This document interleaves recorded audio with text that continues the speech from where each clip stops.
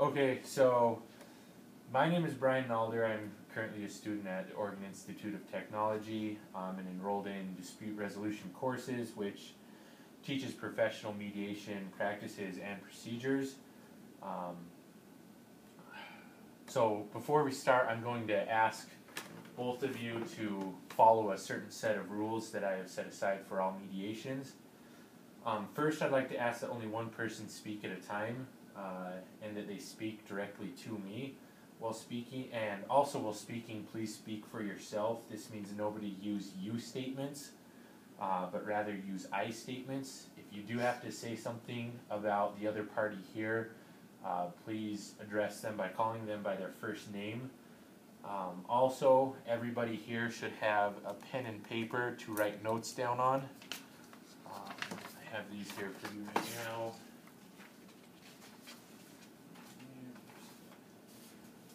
So we have something for you guys to write on. With me only asking for one person to speak at a time, you may have certain thoughts or things that come into mind that you'd like to bring up. I'd ask that you just write those down there. That way the other person can speak and we can address whatever you'd like to say after the other person is done speaking.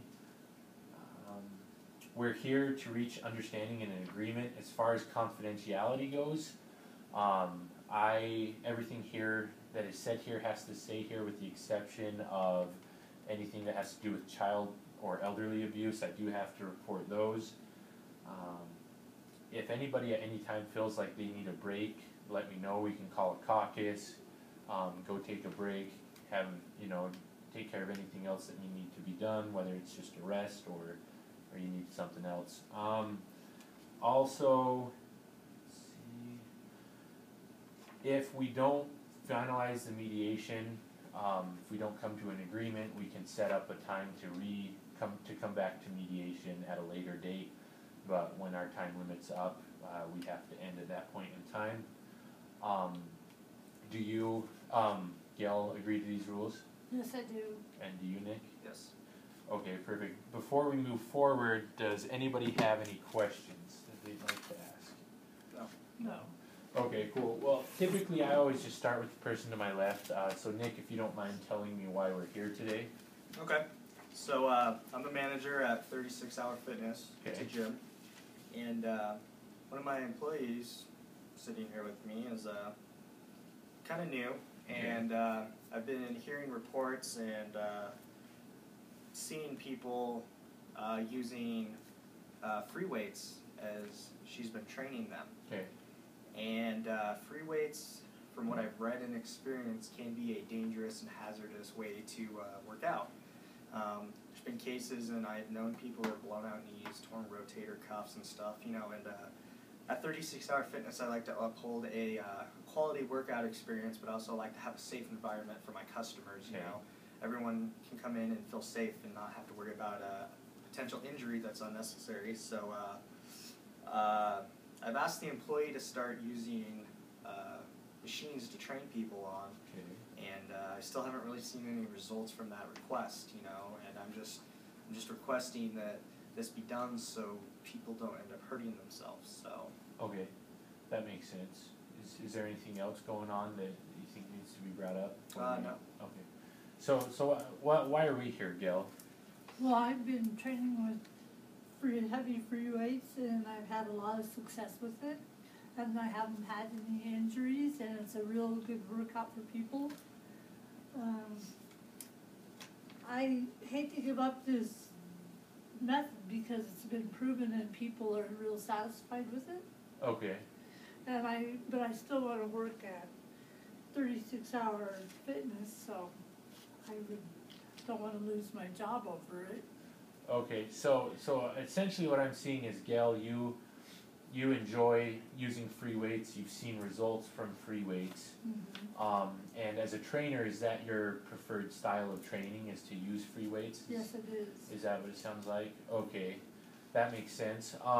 Have you ever before tried to use anything other than free weights for yourself or for training other people? Yes, I have. How has that worked out for you? Well, you can get some results. It just is a little bit different muscle Okay. strengthness. Okay. Uses different muscles. Okay, that makes sense. So I want to go back to you, Nick, for a second. So explain to me why are you worried about the free weights? I'm having a hard time understanding why that would be an issue for a gym. Well, I understand that you get results quicker. Mm-hmm. There's many things in life that you do it a certain way. Of course, you can get things quicker than other things, taking different routes. And free weights is definitely something that'll get you cut pretty quick if you do it right. But I try to uphold a policy to where all my clients are guaranteed to be safe as long as they follow the rules, Okay. of each machine or different styles of workout if they're doing the proper technique and stuff. And I just don't really want on my watch to have any unforeseeable injuries that happen just from the neglect of choosing to go a route that is not as controllable and safe because, it's a public place. Not everyone has the same level of skill and understanding with weightlifting and stuff, and I don't want someone to suffer, that potentially could have been saved if they would have taken the route and used a machine that, is controlled. Yeah.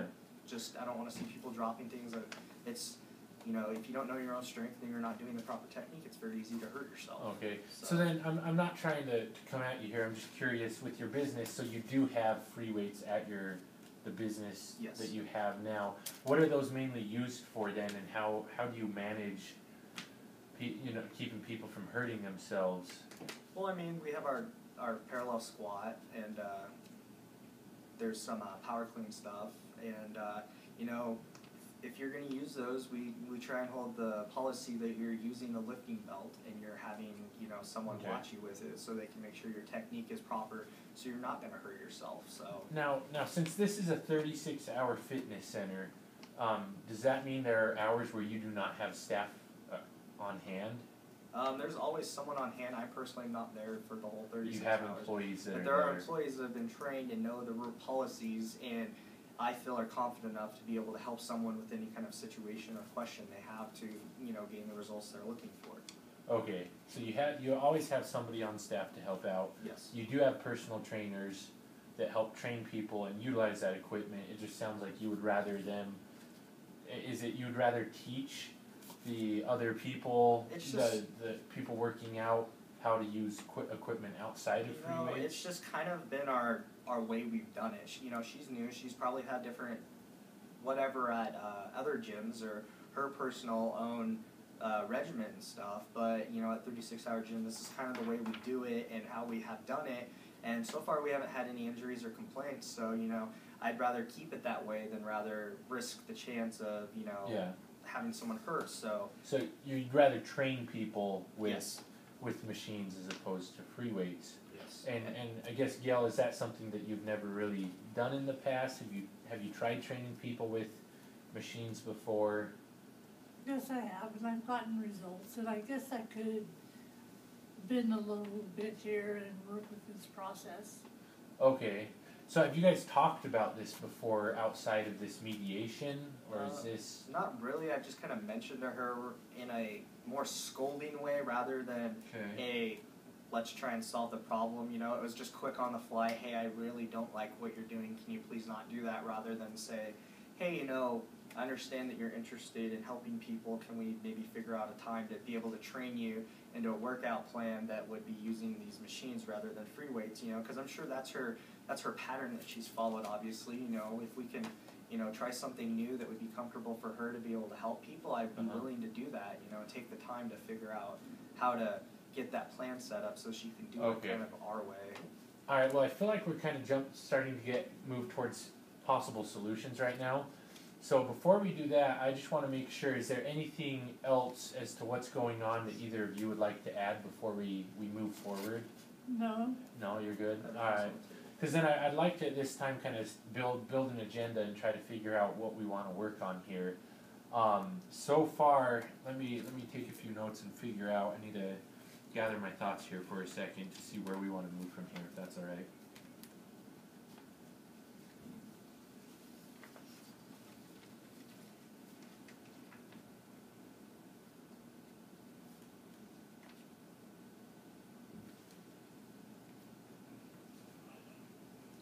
So the main, I mean, it seems pretty obvious to me, correct me if I'm wrong, but the main thing that we need to figure out here seems to be how how you want your trainers to be training your customers, in regards to free weights versus machines. Is that, I mean, as far as your two's relationship, I mean, are you guys, do you feel like you're on good terms and moving forward everything would be fine as long as we solve this one issue? I have no complaints. I've had great things said about her. She's a good trainer, Okay. so I'd like to keep that, positivity going and keep her around.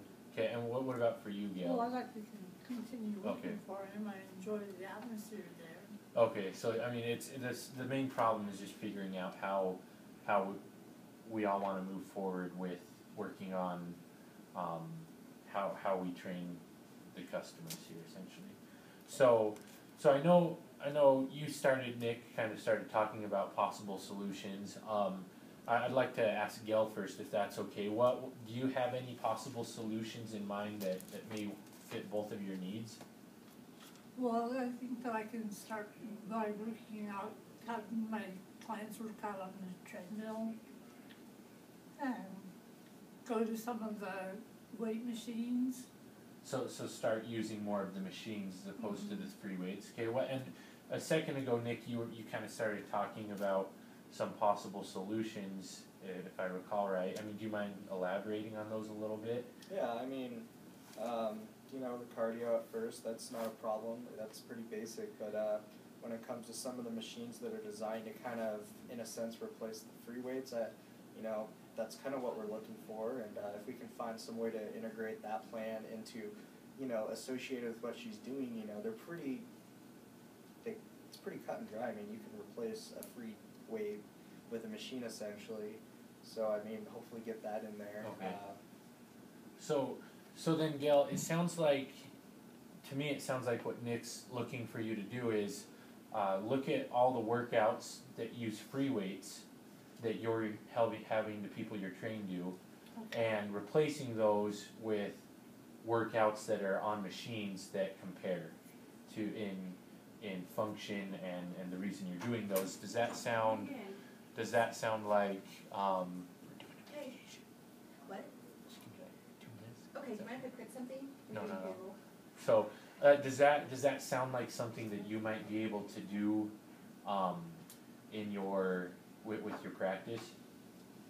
Yes, it is. I mean, you probably have a pretty set regimen for what you want your customers to do. Do you think substituting? I think they'll be open to that. So that's I mean, there's no workout that can't be replaced, essentially. So you'd be fine moving forward with substituting those? Mm-hmm. Does that sound like something that would be fine? Sounds good. Alright, sounds good. So I guess we can, looking forward, so essentially, Gail, you can agree to substituting any free weight workouts for machine ones. Mm-hmm. And is that something that's acceptable for you too, Nick? Yes. Okay, cool. Well, then we will put together just a little contract here that says essentially just that Gail agrees to start having her customers working out with free weights only, with machines only, substituting free weights for machine workouts, and that is something that Nick agrees to as well moving forward. Does that work for both of you? Yes. Okay. Yes, it does.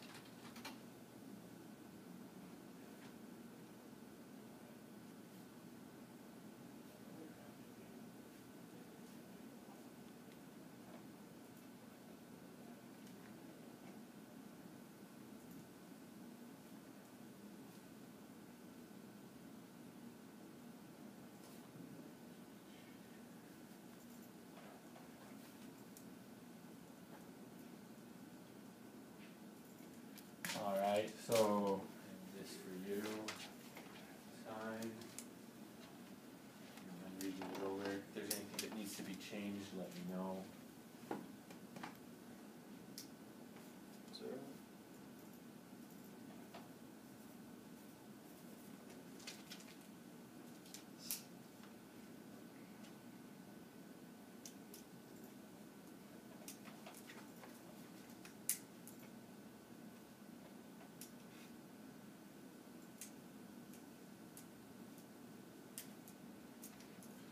Alright, cool. Well, thank you guys for coming in, and I hope everything works out.